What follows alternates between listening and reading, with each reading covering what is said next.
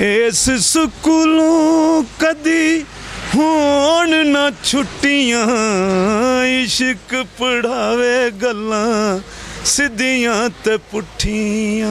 अस्सलाम वालेकुम जी। वालेकुम सलाम जी। माही साहब, पहली फिल्म सी अपनी इश्क मेरा अनमोल, और हुण दूसरी फिल्म है जट दी ग्रेट। ते जट दी ग्रेट की चीज़ है और इश्क मेरा अनमोल की चीज़ है? इश्क मेरा अनमोल एक बहुत अच्छी स्टोरी है।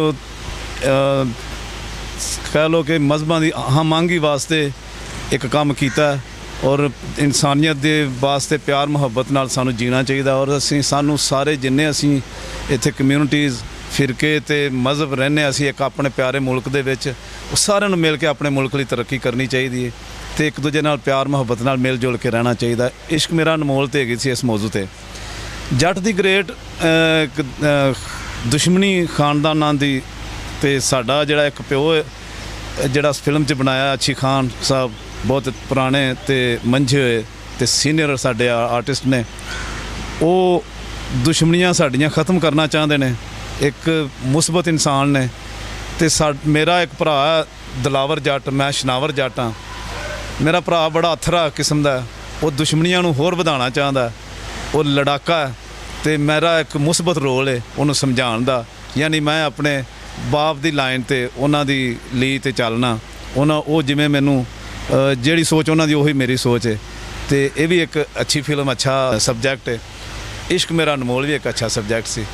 दो प्रोड्यूसर सी, तीन नईम खान साहब, फिर सलीम बाजवा, जिहड़े शगन साहब सी मौसीकी दे शहनशाह, ते जो कि उन्हां वो दुनिया तो भी रुखसत हो गए, उन्हां बारे की कहोगे? हाँ हाय, उन्हां बारे जी बहुत कुछ आख्या जा सकता। उन्हां बारे तो किताबां लिखनियां चाहिए ने। एड्डी वड्डी शख्सियत, एड्डे वड्डे लोग, मौसीकी दे एक पूरा बाब एक हिसाब का वो हैगे सन, बंद हो गया। तो उन्होंने बहुत सारिया फिल्मों काम किया। कोई पहली फिल्म नहीं सी उन्होंने इश्क मेरा अनमोल विच उंज खला सी। वो फिर फिल्मां तो निकल के तो उधर चले गए टीवी रेडियो वाल।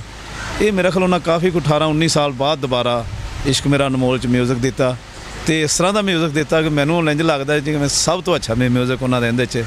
वैसे भी उन्होंने पुराने गाने मैडम नूर जहान, मेहदी हसन, सारे वड्डे वड्डे गुलकारां कोलों उन्होंने गवाए ने।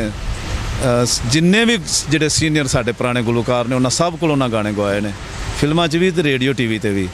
मैडम दा नूर उन्हों दा गाना बड़ा मशहूर पहले हैगा सी, इश्क पढ़ावे गल्लां सिद्धियां ते पुट्ठियां, इश्क पढ़ावे गल्लां सिद्धियां ते पुट्ठियां, इस स्कूलों कदी होण ना छुट्टियां, इश्क पढ़ावे गल्लां सिद्धियां ते पुट्ठियां। ये मैडम नूर जहां तो उन्होंने गाना गवाया सी। इश्क मेरा अनमोल च सानू जरूरत पई कि क्योंकि उन्हों जिहड़ा फिल्म इश्क मेरा अनमोल का जिहड़ा हीरो है वो म्यूजिक का शौकीन है। उन्हें गाना सीखना, तो गाना सीखने वास्ते सानू एक किरदार की जरूरत सी, एक उस्ताद की। तो मैं उन्होंने मिन्नत की, मैं कहा उस्ताद जी एक तो रिकॉर्ड हो जाओगे, एक मेरी रीझ पूरी हो जाएगी। शौक है मेरा कि किसी होर नूं जैसी किसी एक्टर नूं लाँगे तो तुसी करो तो मैनू बड़ा अच्छा लगेगा। कहते चल यार ठीक है, मैं कभी सारी उम्र काम किया तो नहीं एक्टिंग का, तो करने। तो फिर तुसी वेख्या जे फिल्म इश्क मेरा अनमोल च उन्होंने क्या निभाया, कितना सोहना उन्हें वो किरदार निभाया। वो जिन्ने अच्छे वो मौसीकार सन, जिन्ने अच्छे वो क्लासिकल गायक सन, जिन्ने अच्छे वो नीम क्लासिकल गायक सन, फोक, क्योंकि मौसीकार जिहड़ा हर तरह की मौसीकी नूं गाउंदा है, बल्कि वो तो समझाने वाला हुंदा ना। उन्हें फोक सिंगर नूं ऐसा गाउणा हुंदा है कि खुद फोक सिंगर बनया हुंदा है। तो जदों उन्हें किसी क्लासिकल सिंगर नूं गाउणा तो आप क्लासिकल सिंगर हुंदा है। असल च म्यूजिक डायरैक्टर हुंदा ही वो है। तो वो सारियां सिनफां नूं बहुत अच्छा गाउंदे सन। तो उन्होंने इस फिल्म च भी इस तरह ही हर तरह का बड़ा अच्छा काम किरदार निभाया, बड़ा अच्छा उन्हें खुद भी गाया। उन्हें फिल्म च गायक भी ने।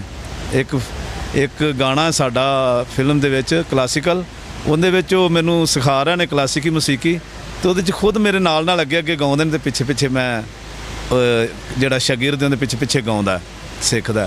तो वो इस लिहाज नाल असीं उहदे च उन्हां कोलों गाण दा काम भी ले लिया ਐਜ਼ ਏ ਸਿੰਗਰ ਵੀ ਕੰਮ ਲੈ ਲਿਆ ਉਹਨਾਂ ਕੋਲੋਂ। ਤੇ ਉਹ ਕਿਆ ਬਾਤ ਹੈ, ਉਹ ਤੇ ਬਹੁਤ ਵੱਡੇ ਇਨਸਾਨ ਸਨ। ਉਹਨਾਂ ਦੀ ਕਮੀ ਨਹੀਂ ਪੂਰੀ ਹੁੰਦੀ, ਨਹੀਂ ਪੂਰੀ ਹੋਣੀ ਕਦੀ ਵੀ। ਬਹੁਤ ਸ਼ੁਕਰੀਆ ਜੀ। ਜਿਉਂਦੇ ਰਹੋ, ਖੈਰ ਹੋਵੇ ਤੁਹਾਡੀ।